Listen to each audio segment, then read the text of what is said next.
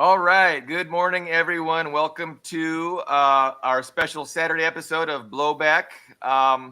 We are very honored to have a couple special guests today. We've got Dimitri Lascaris. He just got home to Toronto. He is a journalist, activist, and lawyer. Thank you so much, Dimitri, for joining us. We got Regis Tremblay, friend of the show, documentarian activist, live from Crimea. And as usual, my co-host Ben Toth in Pécs, Hungary. You got it. And again, I'm the only one who it's morning for. I don't think it's morning in Hungary or Toronto or Crimea. But thank you guys for joining us. There's so much to discuss. I know we wanted to start off by talking about a recent report from Ukraine that kind of is a little bit jaw-dropping. Dimitri, could I let you tell us a little bit about that? Sure, and thank you so much for having me. Pleasure to talk to you all today. Looking forward to the discussion. Just by way of background, it's been almost 2 years since as the Russian government calls it, the special military operation began in Ukraine. I personally here in Canada was speaking out within a matter of days of this operation having begun, because I was following quite closely what was going on in Ukraine and Crimea prior to this, and I was aware that this was escalating due to the shenanigans of Western governments, and it was becoming dangerously violent, the entire conflict, and destabilized. And so from the moment that I spoke out in this country, which has been one of the most incredibly aggressive supporters of Zelensky's regime, I came under vicious attack, relentless attack. And there were others. I wasn't the only one. And all of us, anybody who dared to question the mainstream narrative was really smeared relentlessly.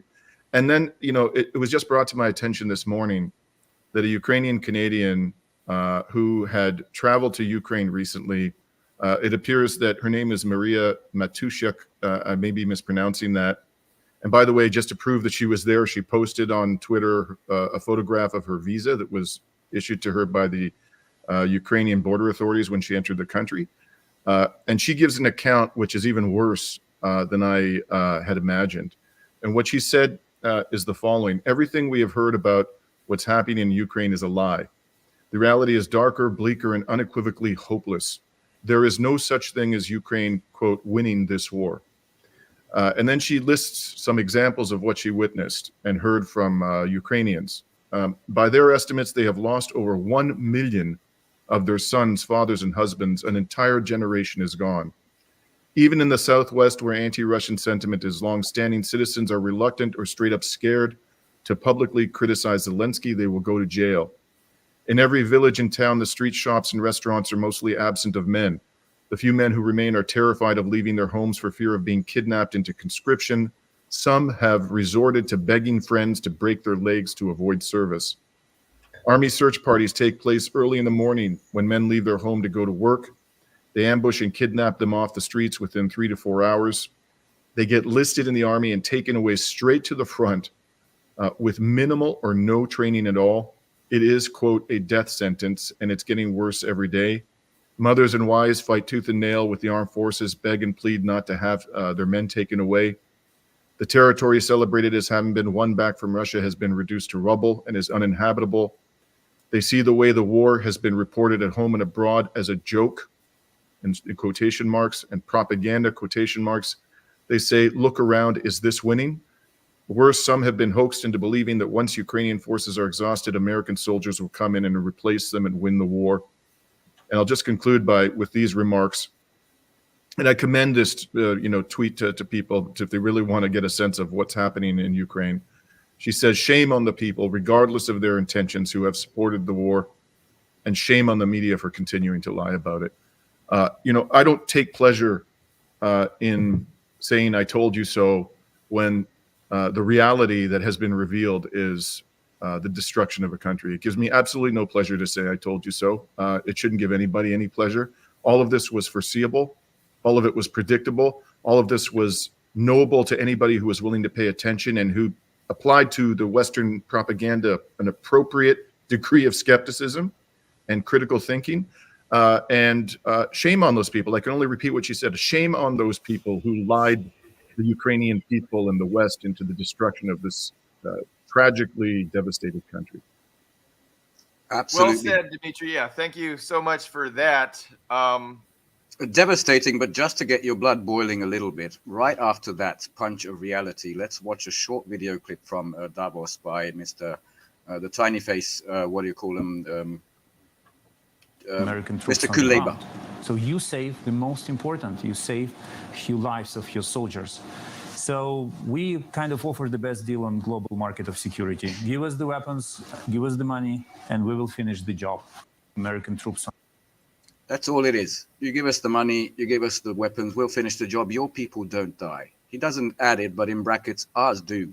I mean, the closest I think I've heard of this estimate was from Andrei Martyanov, who did a review of the new cemetery plots in Ukraine, and he said it's probably around 1 million. And we can take it as sort of confirmed now. Absolutely devastating.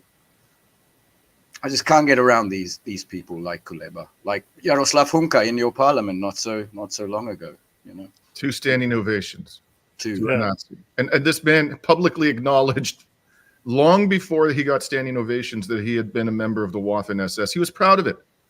And our parliament didn't know. I mean, what's with the education system? If someone says he fought Russia in World War II, to me, it was obvious who he is, but not to any lawmaker. Yeah, I don't know if you know this. It's really one of the remarkable footnote to that whole disgusting scandal in Canada's parliament is a good friend of mine who's a professor named Radhika Desai. Yes. She attended, as you may know, the Valdai conference, the most recent one. I think it happened a couple of months ago. She was invited to go, and she actually got an opportunity to ask President Putin a question. And she took the opportunity to ask 2. One question was, what do you think of what happened in the parliament? And the second question was, a good friend of mine by the name of Boris Kargalitsky, who's a left-wing critic of the Russian government, is in jail in Russia. He's been charged with, I believe it was, inciting terrorism because of comments he made about attacks on the Kerch Bridge. And by the way, both Radhika and I, we know Boris, we disagree with what he was saying about the war. But nonetheless, Radhika took this up with President Putin. So you can imagine what President Putin's response was to, the Hunka scandal in Canada's parliament. He had some rather choice words for that. Oh, but tell us. I'm really curious what he said. Well, he said that either I'm kind of paraphrasing, but he said, look, there are 2 possibilities here. The Speaker of Canada's Parliament, who claimed not to know, is either a liar or a moron. How could you not know that somebody who fought against the Russians in World War II, which is how he was introduced by the Speaker of Canada's Parliament, who subsequently resigned, by the way. Yeah. How could you not know that he was likely almost certainly fighting on the side of the Nazis? I mean, come on. But as I said, he was also openly bragging about the fact that he was a member of the Galicia Waffen SS for years prior to this. And they said the other possibility is, he's just lying through his teeth. And personally, I think they kind of knew. I think that, and I've submitted a Freedom of Information Act request to the Canadian government, to the Foreign Ministry, asking them for all information they had about this character in the months leading up to this scandal. And I'm expecting a response in the next couple of weeks, so we'll see what they have to say. But the second question, this is really kind of interesting to me, and the media said nothing about it. Because Radhika, when she came back from Russia, she was not only pilloried in the press, but agents of the Canadian government interrogated her and her partner, Alan Freeman, when they entered the country. And then went back to her house weeks later and interrogated her again, a well-respected Canadian academic. So what happened subsequently when Radhika, and she didn't tell anybody she was going to ask President Putin the question about Boris Kargalitsky. Kargalitsky was released. I should say Putin responded by saying, I promise that I will look into this. Send me a letter, and I promise I will look into this. And he was released and only had to pay a fine for a charge. And I have no way of knowing whether the charge is justified or not. I'm just saying he was charged with something that could have led to imprisonment, as I understand it, and he was released with a modest fine. Whether this is a result of Radhika's intervention, I don't know, but it certainly isn't consistent with what we consistently are told about Russia here in the West. All of this, So That's true. No, I didn't know that. I know we had Alan on one of our programs, and he had mentioned that they had gone to a previous conference there, and he was able to ask Putin a question. But I didn't know they just went months ago. But that was great that her advocacy quite possibly resulted in getting Boris free. You mentioned earlier, we were talking about the supporters of this inhuman war in Ukraine, inhumane war, and, shame on the Western supporters. But to what degree are the Ukrainians themselves culpable? Like, shouldn't they have known better than to throw their lot in with the West? I mean, doesn't any kind of critical thinking, help you realize that, the West isn't going to start World War III over Ukraine? It's going to be, they're going to be used, chewed up and spit out, by the West, and it's not. They should have known that. So I think, the Ukrainians themselves have a degree of shame for choosing, and it's up to them now. They need to do something about the Zelensky regime. Mm-hmm. Well, yeah, but I agree that it's hard to understand how anybody looking at recent history, Ukrainian or otherwise, could have believed that Western governments were motivated by a desire to uphold international law, human rights, and democracy in Ukraine. So everybody should have known from the outset that that was a bald-faced lie.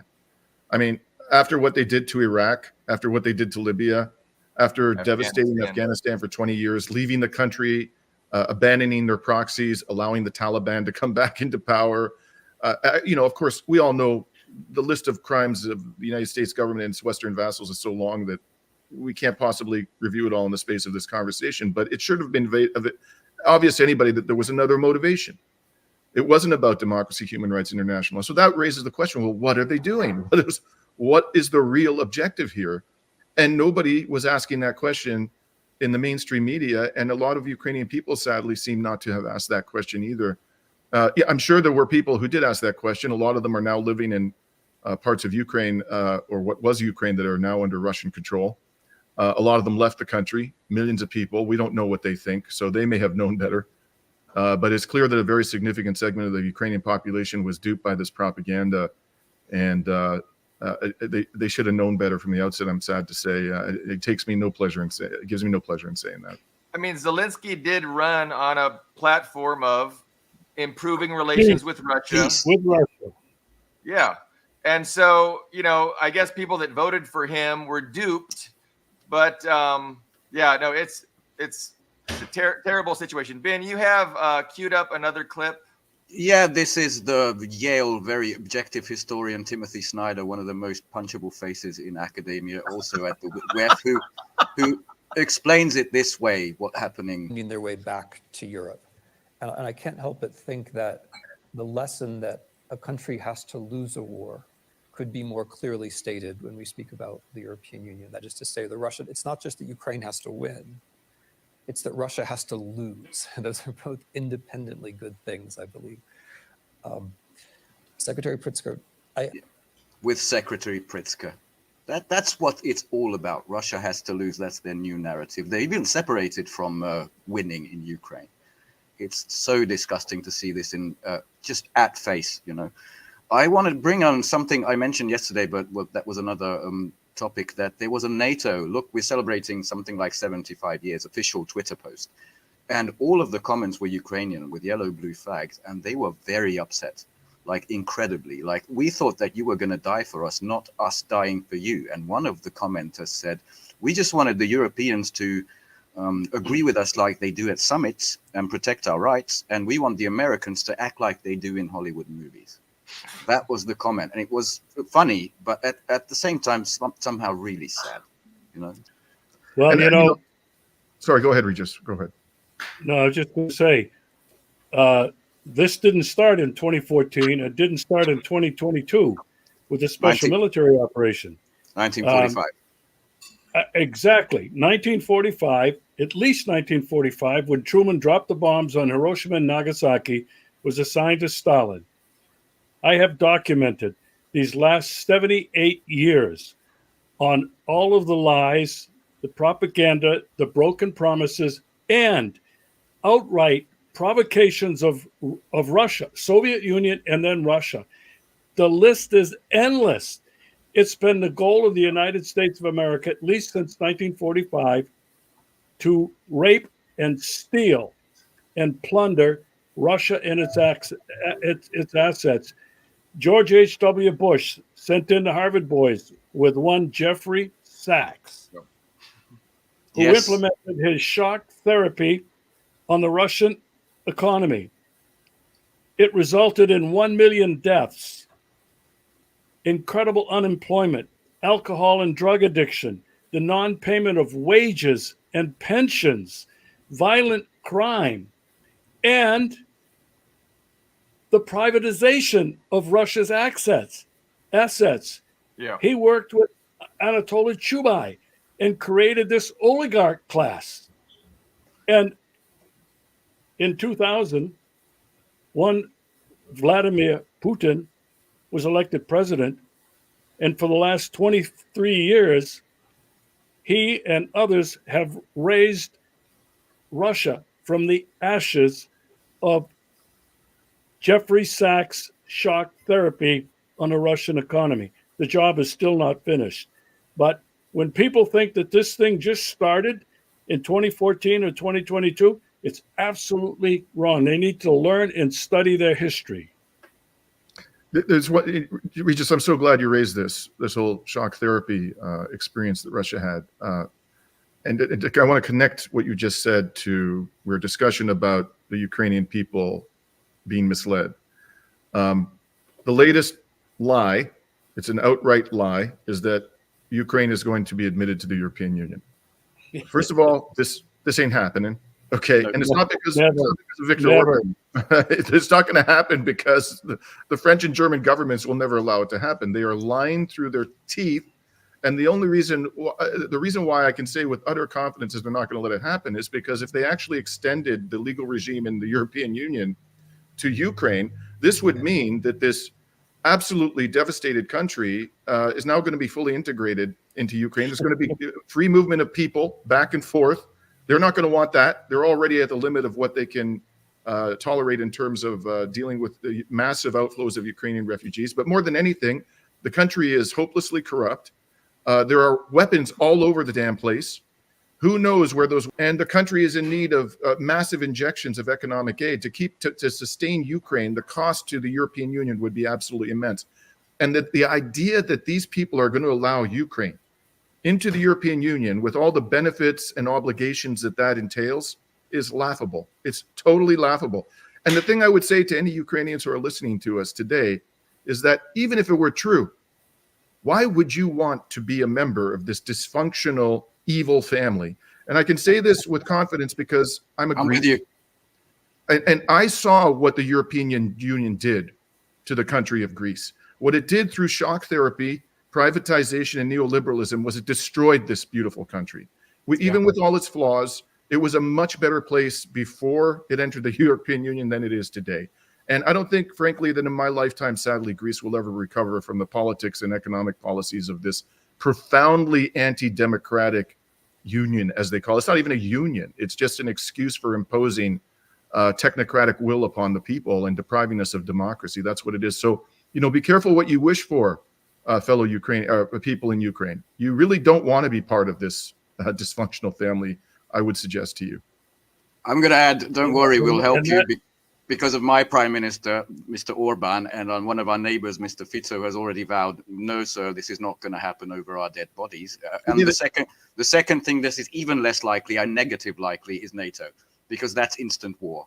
Sorry, you are not joining. It will be an infinite carrot, to string. Well, I'm glad you mentioned that because I left it out of my little historical bird's eye view, but with the fall of the Berlin Wall, Secretary of State James Baker and others promised to Gorbachev that NATO would not move 1 inch eastward towards Russia.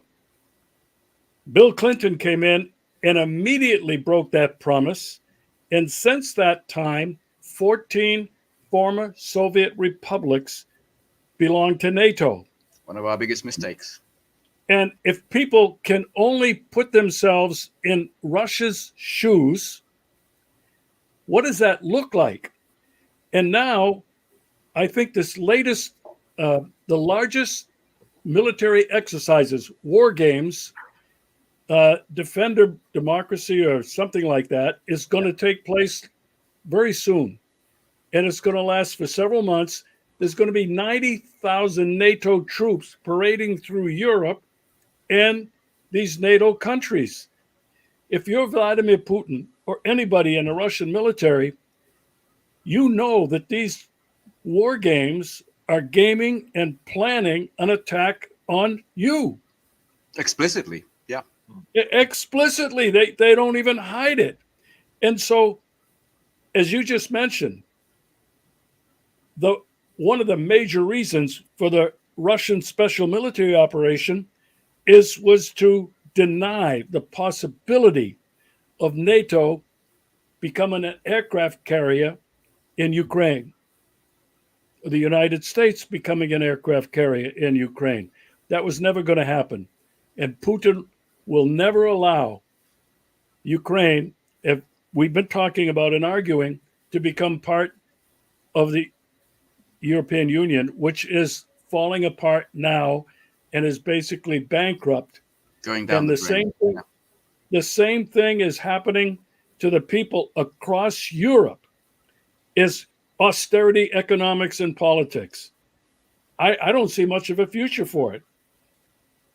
Anyway, throw it back to you, Dimitri. The people have been lied to.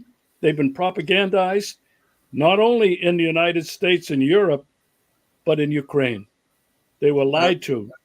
Just a quick addendum, and then I'll give it to you, Dimitri. But what Regis mentioned about NATO not expanding 1 more inch to the east, people say, well, that was just a verbal agreement. Shame on you for trusting the Yankees. It wasn't. It was declassified from the London archives. It was a written agreement. And as all Western agreements, they just didn't respect it. Just wanted to add that. The thing is, I have to say this sitting here in Canada today, to Canadians who may be listening to our conversation, Ukrainian membership in NATO is profoundly contrary to the interests of Canada. And in fact, and I say this with all due respect to our brothers and sisters in Eastern Europe, that purely from a security perspective, incorporating countries in Eastern Europe into NATO makes no sense whatsoever, particularly the Baltic states. So let's imagine a scenario, which isn't going to happen. It's total nonsense, that Russia attacks Canada. Do we really believe that the Estonians and the Lithuanians and the Latvians, they're going to send military forces over here that are going to meaningfully protect Canadians from a Russian invasion? They're towns pretending to be countries. Yeah. So, those Baltic states, it's crazy. So we gain nothing in Canada, absolutely nothing from a guarantee from the Latvians and the Estonians and the Lithuanians, and even from the Poles and the Romanians and the Bulgarians, that they're going to come to our defense if we're attacked by Russia or China. Nothing. However, if they're attacked, which is much more likely given the historical tensions that exist between those countries and Russia, and what they've been spewing for the last 30 years. Exactly. Yes. They're like spewing hatred. They're like, it seems like they're on the warpath against the Russian Federation. We would have to potentially send our larger military forces over there. We have a much bigger military budget than they do, and we would see our men and women in uniform being killed, and huge amounts of money being poured into a war. So this is a terrible deal for Canadians, absolutely terrible deal for Canadians.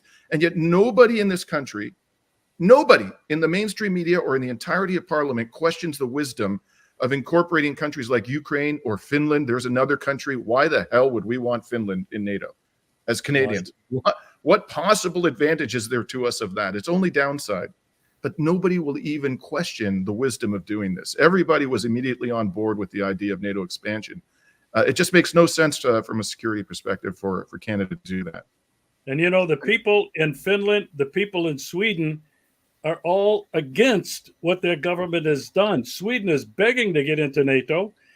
There are military bases there, American military bases in both of those countries. Yeah. You don't hear about it. It's never talked about. I don't understand why these people are so afraid of Russia when Russia has never attacked any of them. both of them, over the Attacked. centuries, have attacked Imperial Russia. True. I read a tweet which I think would be fitting. He's from an Italian journalist, a very cool guy, Thomas Fazzi. I don't know if you know him.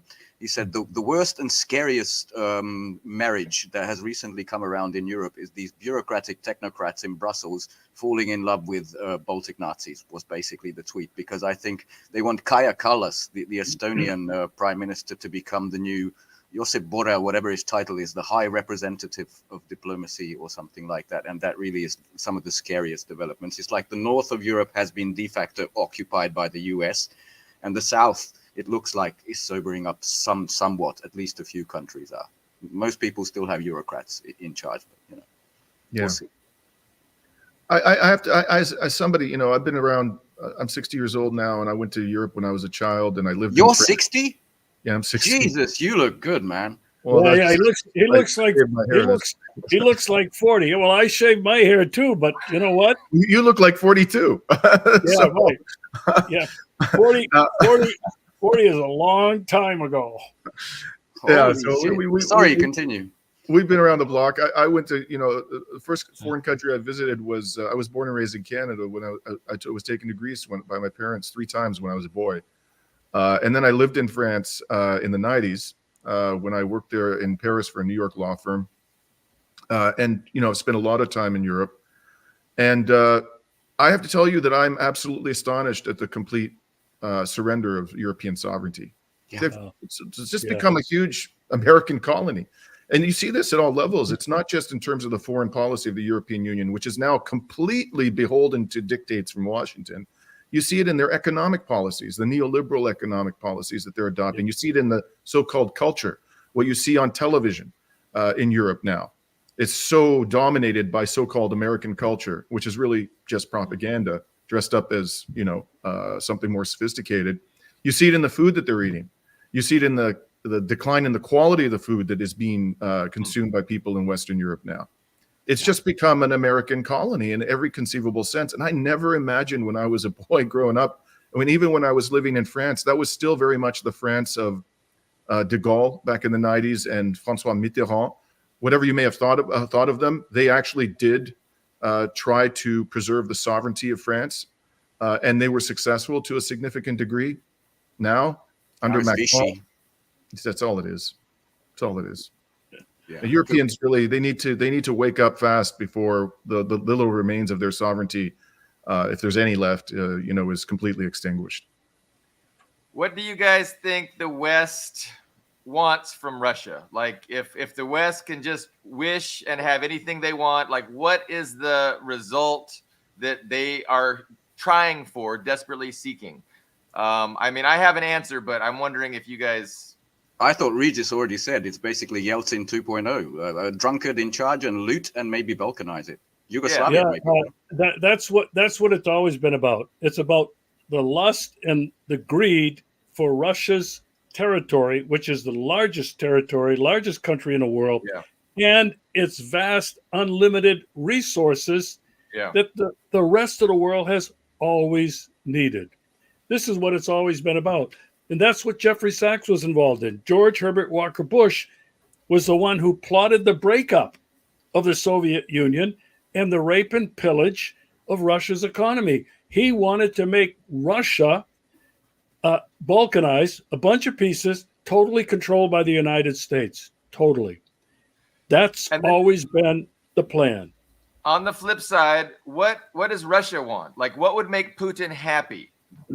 Like, what is he going to be like in his wildest dreams? Like, what would be great from his perspective? I'll answer that first. Just before the special military operation, Putin sent Russia's security guarantees to the United States, the EU, NATO, and the OSCE. They were categorically rejected. He just wanted to be assured of Russia's security, period. But Vladimir Putin has had a come to Jesus moment. Putin, when he became president in the year 2000, wanted to join NATO and the EU, European. That's where he was going. He held on to that for 20 some years until finally he was betrayed for the last time over the Minsk agreements when Angela Merkel, Francois Hollande, and Pietro Poroshenko said Yeah. they just agreed to the Minsk agreements to buy time to increase Ukraine's military. To attack That Russia. was the breaking point. And Putin in his speeches, and I watch all of them. I read them all. He has said Russia now has turned to the east. We've left the West behind. There's no possibility of negotiations or talks or anything with the United States and the West right now. And this is where Russia stands. This is what it's all about. So Putin would be happy with normalized relations and continuing to export cheap energy to Western Europe in perpetuity, raising living standards in both Western and Eastern Europe. Like that's kind of what Putin would love to see happen, right? I mean, yeah, I think he's given up on that dream now. I was going to say not anymore. Or you need to have sober, reasonable leaders again because current configuration. Exactly.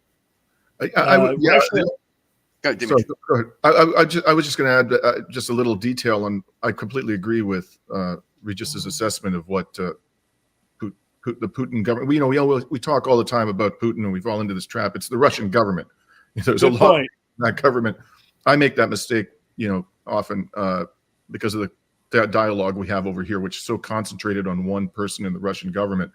But in any event, as I understand the security architecture that the Russian Federation proposed to the U.S. government and its NATO vassals, they wanted NATO military forces to be withdrawn to essentially where they were at the time that the Soviet Union collapsed. As I understand it, the Russian government wasn't demanding that the countries of Eastern Europe be taken out, those that are already in NATO, that they be taken out of NATO and the protection of the reciprocal defense provisions of the NATO agreement. They were prepared to leave those in place, the Russian Federation, but what they wanted was the military forces, and particularly the missiles of NATO, to be withdrawn to where they were. In Romania. And if that were to happen, it would actually be a better deal for NATO than the one they agreed to put in place at the time of the demise of the Soviet Union, when they told Gorbachev that they would not expand eastward. I think the way to interpret that was not only they wouldn't send their military forces into Eastern Europe, but that they wouldn't give the reciprocal guarantee of mutual defense to Eastern European countries. Russia is prepared to put up with that, even though it is a violation of the promise that was made to Gorbachev at that time. What they want is the forces themselves to be withdrawn to the pre-NATO the pre-1991 borders of NATO. And personally, I think that's again in the interests of the citizens of NATO countries, because it will reduce tensions and it will also reduce the cost of NATO, because having military forces of our country, for example, stationed in Eastern Europe on a permanent or semi-permanent basis is very costly. So why the hell wouldn't we sit down at the table and actually hash out the details of an agreement along those lines? It's the right thing to do because that's what we promised, but it also is the thing that's in our own interests, frankly. Yeah. And what those people don't understand is Russia definitely has missiles, hypersonic missiles, the Kinzhals, aimed at every single one of those threatening countries, including Brussels, including the UK, including France, and without any doubt, the United States of America. They have their submarines in the Atlantic and the Pacific. They can strike anywhere at any time. And these countries have no defense against Russia's superiority right now when it comes to hypersonic missiles. This is a death wish. It's suicidal what they're doing, in my opinion. I agree. Mr. Sarmat is now in operation, which is it's a multi-accord ballistic hypersonic missile that NATO admits there is no defense against. So if you really want that, I love that. Maybe we can sort of expand from Ukraine that what Russia has done in Ukraine, which has devastated the image of, the undefeatable armor, the Leopards, the air defenses. It's just destroyed this image of NATO being undefeatable, and it's spread out the United States.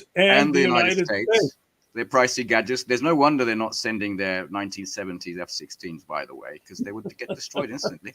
That it turned into a kind of global resistance. And the Russians are active in Africa. They're kicking out the French. Right now, I think Russia is going back on a 1956 treaty with the British, saying you can't fish in the Barents Sea anymore. They're attacking fish and chips, which I love.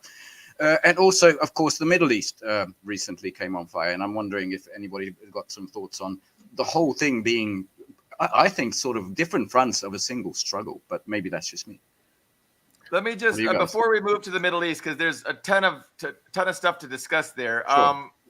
With the Ukraine, based on what we're talking about, it seems like the solution to the conflict is to have the West and the United States to give up its desire and its effort and its ambition to balkanize Russia and control all their resources.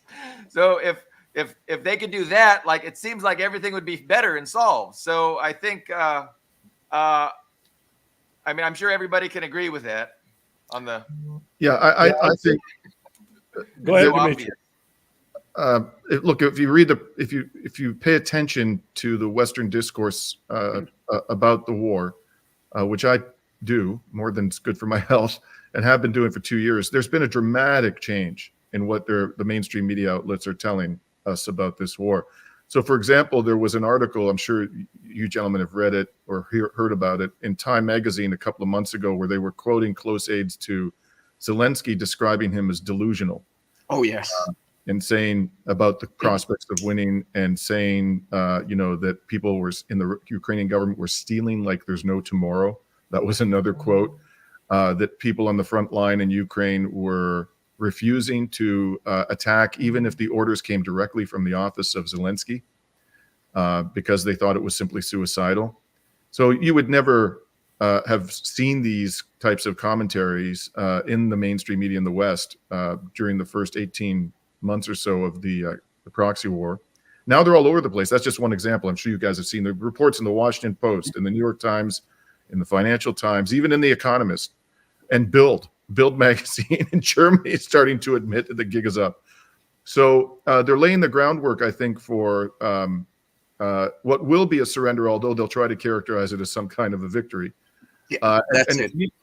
And to me, another sign of this, we haven't talked about it, is that one by one, NATO countries, I think the first one may have been Britain. I may be mistaken about that. And one of them, as I understand, is France. And in Canada now, we're being told, are doing bilateral security agreements with Ukraine, which is idiotic for the reasons I've already stated. Absolutely. Why would we want to do that? That makes no sense from a perspective of Canadian security.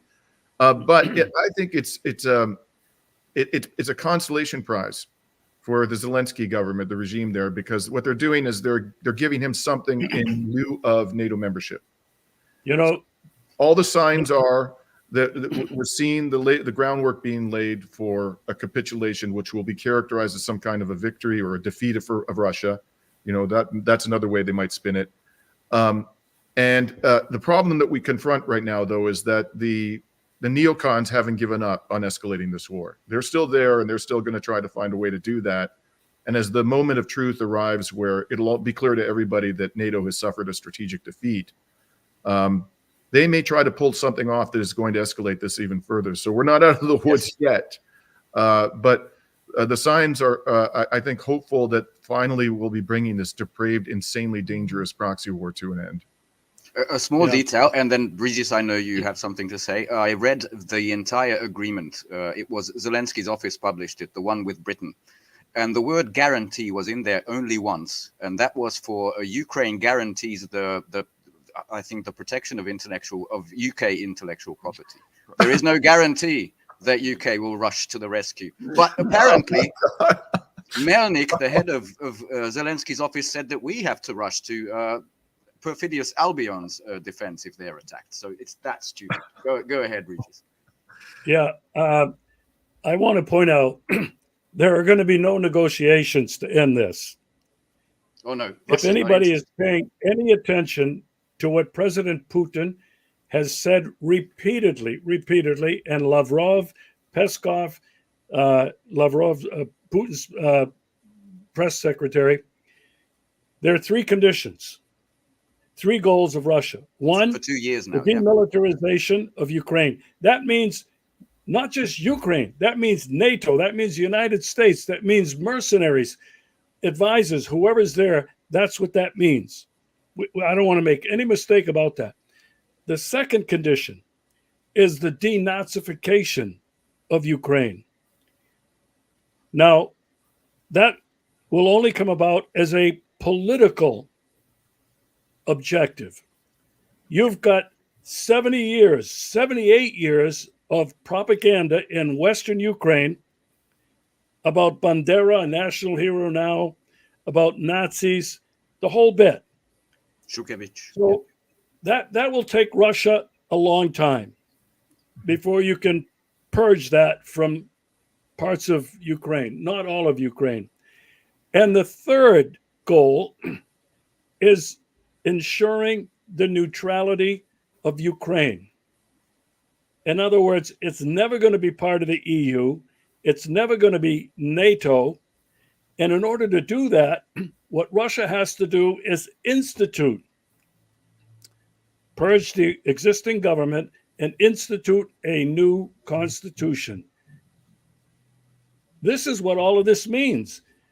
Whatever the United States and NATO, Europe need to do to save face, I don't think they can save face, but Putin is not about to sit down at the table and negotiate with anybody. It's not about territory. It's about those three goals of the special military operation. They don't need territory. And by the way, the operative word from Putin, even Shoigu and Medvedev and others, is the West is agreement incapable. Even if we do an agreement and freeze the conflict, we know they're preparing for the next attack, and we won't do that. Completely. Good point.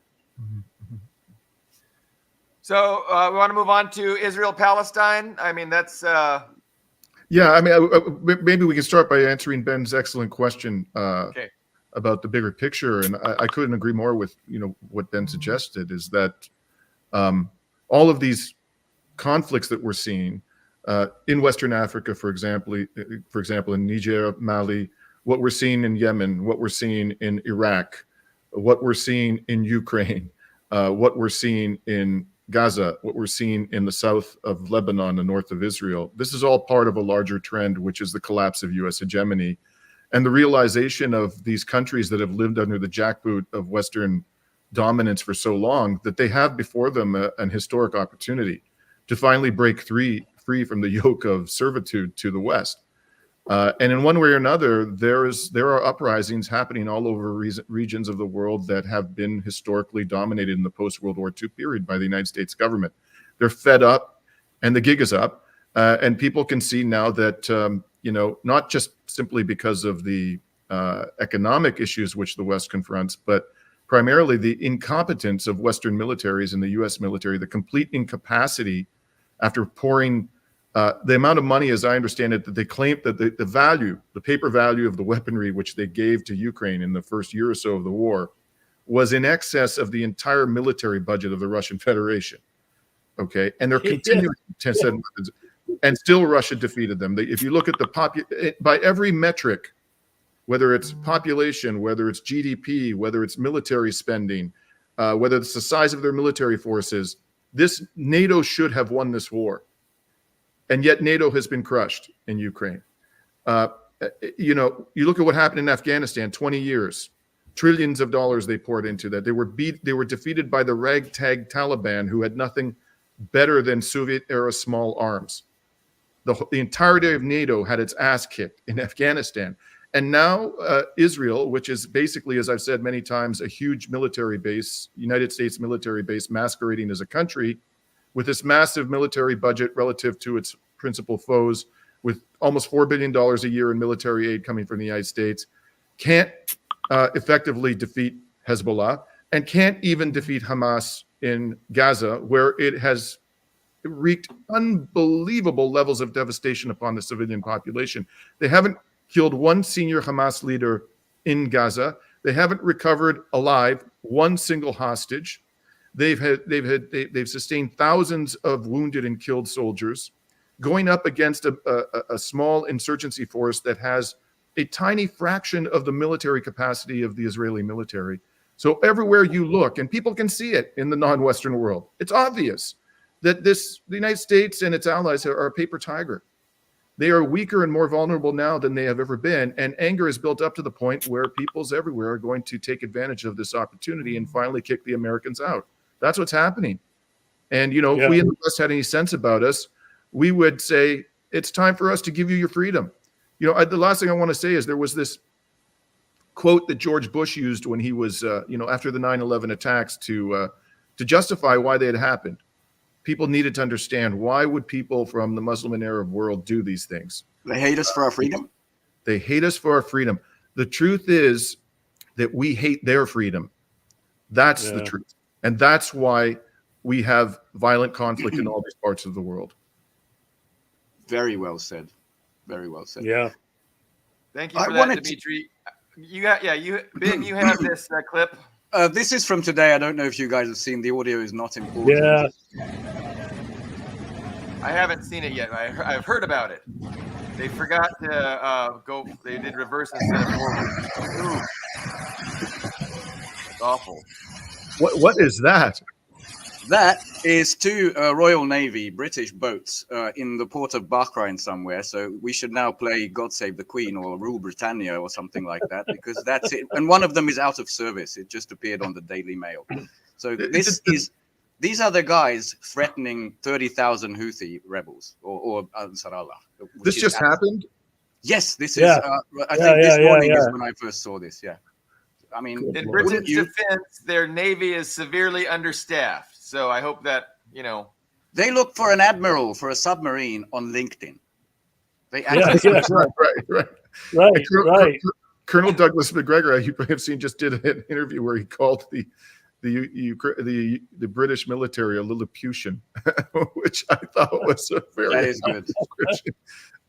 And yet they're around pounding their chest, running around the world, threatening the Russians, threatening the Houthis, threatening Hezbollah. They become nothing but an annoying yapping poodle, the British government and the military. And it's time for them to come, to gain a sense of reality, that they're inconsequential. Other than the fact that they have some nukes, their country has become inconsequential. And they need to, assume a place in the world order that is commensurate with their very, very limited economic and military power. Yeah, exactly. Phantom pains of empire. I thought the Suez Canal moment was enough to say, okay, Britain, hold on, you're no longer. But they still have it for some reason. Yeah. What about the ICJ, Dimitri? How do you think that's going to go? Do you think court is going to what are they're deciding whether or not a ceasefire is necessary to prevent a possible genocide? Is that what's going on there? Yes. So South Africa has asked for what lawyers call provisional measures, which is basically sort of like a preliminary order that is designed to protect the civilian population, the target of the potential genocide. And so what they seek is, yes, a ceasefire, an order requiring the introduction of adequate amounts of humanitarian aid into the Gaza Strip, the preservation of any evidence by the Israeli authorities, any evidence of potential war crimes or crimes against humanity. In order for this provisional relief to be granted, the ICJ would have to determine not that a genocide is happening. That's for a later date. Probably will take years to litigate that definitively. They just have to decide that it's plausible. It's plausible that Israel is violating the Genocide Convention. As you mentioned at the outset, I'm a lawyer. I've been studying this conflict and the relevant laws, including the Genocide Convention, for many years. I've looked at the evidence very carefully. My opinion as a lawyer is that it is a slam dunk that this order should be granted. In fact, I think there's already sufficient evidence for a definitive determination that Israel's committing genocide. But There should be no difficulty in this court coming to the conclusion that it's plausible that they're committing genocide. I mean, we look at the statements that have come out of the entirety of the political elite in Israel. They're openly declaring their intention to destroy a substantial part of the Palestinian population, civilian population, and they're actually carrying it out before our very eyes. So if they apply the law, I think that there's no question that they're going to grant the relief. The only issue that we need to be, those of us who care about the Palestinian people, the only issue that we have to be concerned about is political pressure being applied behind the scenes on the judges of the ICJ or their own ideological inclinations overcoming their sense of justice. I think that even with all the pressure that my prediction is that they will rule in South Africa's favor, although I am concerned about political pressure.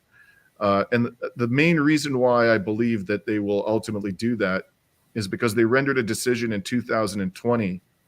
It was essentially the same judges, same panel of judges in a case brought by Gambia against Myanmar, which asked for essentially the same relief. And the evidence there was not as compelling as it is in this case, that there's a genocide taking place. I don't know how these judges would maintain a shred of credibility if they, after having rendered that decision, denied to South Africa the provisional relief it's requesting. And so if I were a betting man, I would say, oh yeah, they're going to give to South Africa essentially the relief that it's requested. Dimitri, what's the significance now? I think I just read today, Indonesia is bringing criminal accusations against the United States and Israel. Am I correct? Have you heard about that? They didn't just bring it for since October 7, but for the entire 70-something years of occupation, which is significant. Two other countries, which are Mexico and Chile, are jointly also submitting to the ICC proposals again for Israel genocide. So yeah, it's spreading, like rebellion. Yeah. Go ahead, Dimitri.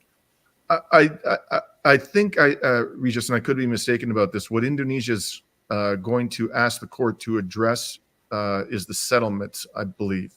But in that regard, the ICJ actually has already entered an advisory opinion in 2004. This is another reason, by the way, why I'm quite hopeful about the South Africa's case. In 2004, it rendered a unanimous opinion. Even the American judge agreed that the settlements in the West Bank violate the Fourth Geneva Convention. But it was an advisory opinion, and Israel didn't participate in that proceeding. So as I understand it, what the Indonesian government plans to do is to seek a definitive determination, which will be binding upon Israel, not simply an advisory opinion, that it's violating the Fourth Geneva Convention. That's a slam dunk, absolutely slam dunk. In terms of complicity of the Biden administration, that too is a slam dunk. I mean, they're providing the bunker buster bombs in real time to the Israeli government. They are being used to destroy refugee camps, entire refugee camps, wipe out families. The New York Times did, the pro-Israel New York Times put out a report in December after they consulted with a number of experts, and they looked at the bombing patterns in Gaza. And they came to the conclusion that the Israeli military, and this word is absolutely critical, routinely fired dumb bunker buster bombs, 2,000-pound bunker buster bombs into parts of Gaza where they had told the civilian population to go on the premise that it was safe. Yeah. What more proof do you need that the Israeli military is trying to maximize civilian deaths in Gaza? I mean, there's a mountain of other evidence, but just that alone is compelling evidence that they're trying to wipe out the civilian population, or at least a substantial part of it. So if they were to go, unfortunately, the ICC has a Western puppet and a coward by the name of Karim Khan as its prosecutor. He was the one who issued the arrest warrant for Vladimir Putin, right? That's right. For removing children from a war zone, Karim Khan rushed to the courthouse and filed an indictment against Vladimir Putin within a matter of months of his coming into the office. But we've had the settlements are a war crime. They're a war crime. We've known for decades that the settlements were a violation of international law and a war crime. And he's not even lifted a finger with respect to that. Okay. And now he has a genocide unfolding before his very eyes, and he won't intervene at all. So that institution has been completely and utterly discredited. The ICC, as far as I'm concerned, they just scrapped the damn thing. It's nothing but a tool of Western imperialism. And the last hope for the legitimacy and credibility of the international legal architecture is the ICJ. I just wanted to say Serbia agrees with you 100% because it was partially made for them, the ICC. I'm sure that's true. Certainly, that's the way it was applied in practice.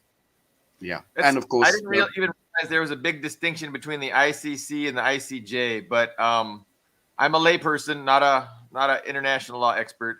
What do you think the time frame is for getting a ruling back from the ICJ? I hope we'll see one this week. Yeah. I understand there are 2 or 3 of the judges who are retiring at the end of the month. So, I mean, the main reason why they should do it is because people are dying every day. Hundreds of people are dying every day in Gaza.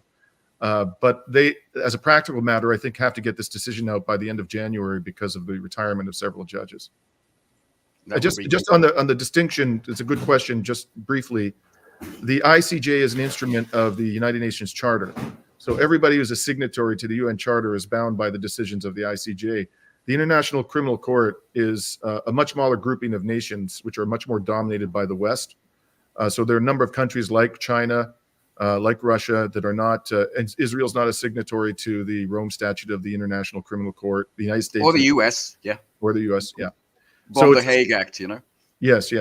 And so the ICC is more dependent upon Western patronage for its funding than the ICJ is, and I think that's one reason why it's tended to be significantly more biased than the ICJ. That's really interesting. I had no idea about that. I kind of lumped the two together, but it's interesting. Yeah, one is way more dominated by the U.S. and used as a tool of imperialism, which explains kind of why we saw such a robust, denunciation of Israel at the ICC. I mean, even though they didn't broadcast it on the mainstream platforms in the West, you can still find it on YouTube, which I did. But it was a pretty compelling case. Guys, what else? We got we're 57 minutes in. This is a great discussion. I'm really enjoying it. Depends on how much time you had, but I have a thought that I could maybe phrase as a question somehow quickly. Depending on how this goes, I mean, what I see is, again, part of the grander picture. Either the ICJ brings the sane ruling. Most of the world is up in arms, like really, really upset about Israel's behavior, or its credibility as an institution is gone. Like very soon we can see with the financial institutions in Europe, because as you know, we're trying to steal the 300 billion of Russian sovereign assets. Right. So in that case, and I've already seen on RT, TASS, Russian outlets, and on Global Times, the Chinese outlets, that we might need alternate institutions within the BRICS. We need another world court. We might need another financial center, another grain center. China has been very big about, okay, we have to now become the financial center of the world. I don't see the West winning either way. Either the genocide is naked to everybody, and it is, but then it's legally naked, or they've lost it all. I mean, all of the power that went along with such institutions, I think, evaporates almost instantly. What do you guys think? I think that's spot on. This is, the West is going to lose no matter what the outcome of this is. Yeah, this decision, because you're right. This will put the premature of legal sanction on the arguments, the belief of the vast majority of the human population that a genocide is unfolding in Gaza, which is a disaster for the West, an absolute disaster, or the international, the whole United Nations, post World War II architecture, which has tended to serve American interests over the years. Is going to be totally discredited. And then people are going to start to look to alternative security arrangements. And of course, the most obvious choice at this stage is the BRICS. And that's where we're heading. We're heading to a world in which there's going to be either a complete revamping of the existing international legal architecture so that it begins to function in a more equitable manner that reflects various interests around the world and not simply Western interests. Or that whole system is going to be completely abandoned, and a new one is going to spring up in its place that is going to be multipolar in character. Yeah. Let's get back to Israel if we can, because Dimitri, on my show, I asked you, I want you to make a point now. Does Israel have a state, as a state, have a future? No. Israel, as we know it, is finished. It's absolutely finished. It's just a question of what it's going to be replaced by. It's going to lose. It is losing militarily. And by that, I mean not that its army is going to be necessarily destroyed, but its army is going to be, at a bare minimum, stalemated by forces that it should be able to defeat on paper. Economically, Israel is being devastated, and I don't think it's ever going to go back to the level of prosperity that it knew. Not if it continues to function in the way as it has in the past. Politically, it's become a pariah. Legally, it's going to become a pariah. In every single conceivable sense, Israel is going to suffer a strategic defeat. And so what will the new Israel look like? Well, I think what's going to happen, first of all, is that the world will impose upon Israel one way or another, either the two-state solution, which means it's going to have to give up land it's controlled for decades, and it's going to have to dismantle settlements, or a one-state solution in which everybody has at least theoretically equal rights and votes. And then when that happens, I think that, because if you look at the polling, it's very clear that a majority of the Israeli Jewish population supports what the government does to the Palestinian people, and they have frankly a virulent hatred for Palestinians. A lot of people in Israel have been indoctrinated to hate Palestinians, and so if they're forced to either live beside a Palestinian state or in one state where everybody has the right to vote, I believe sadly, I don't want to see this happen, but I think a lot of those, the Israeli Jewish population will leave. They'll abandon Israel. And already from a demographic perspective, the Palestinians outnumber in historic Palestine by a slight amount the Jewish population.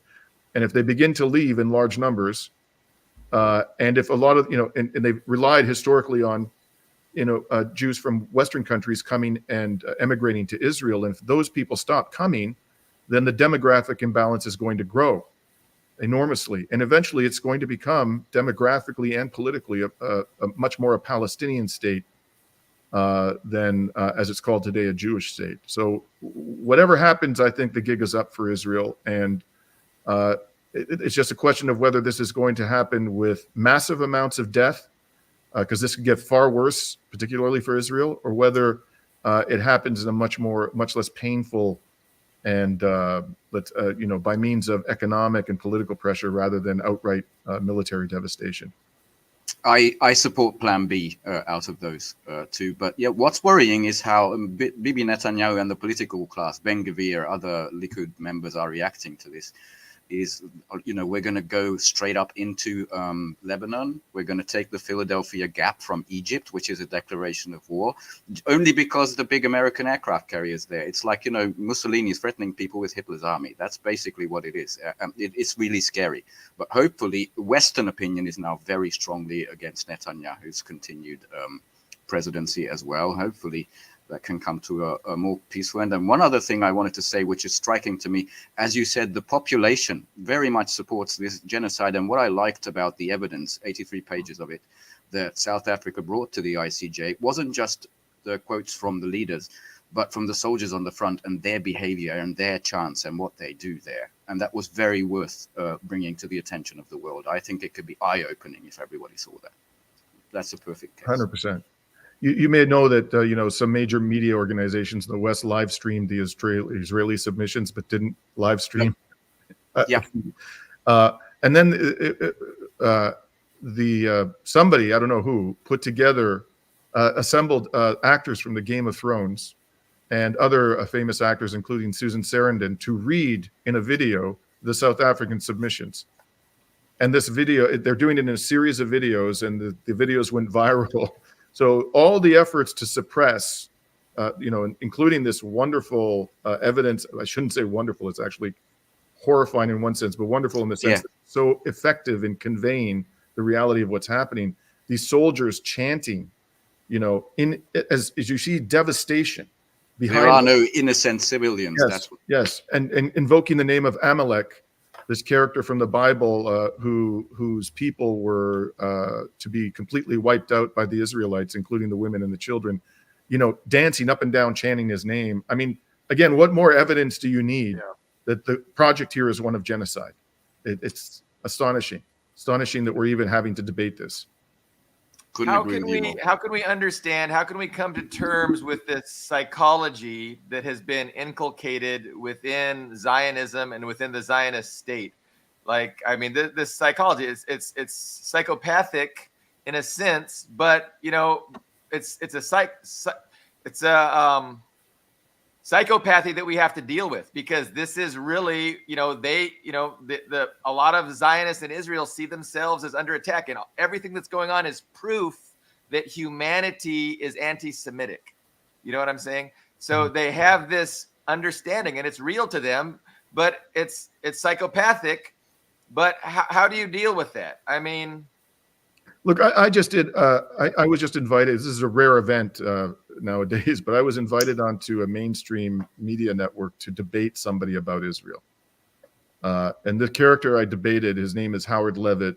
He has a column in the National Post, one of the most widely read newspapers in Canada, where he has been vilifying people who support Israel. So we had this half-an-hour debate on a major radio station in Toronto, and the stuff that came out of that man's mouth was delusional. He actually said, I couldn't believe it when I was listening to the audio of it again, that this was the most moral war waged in history.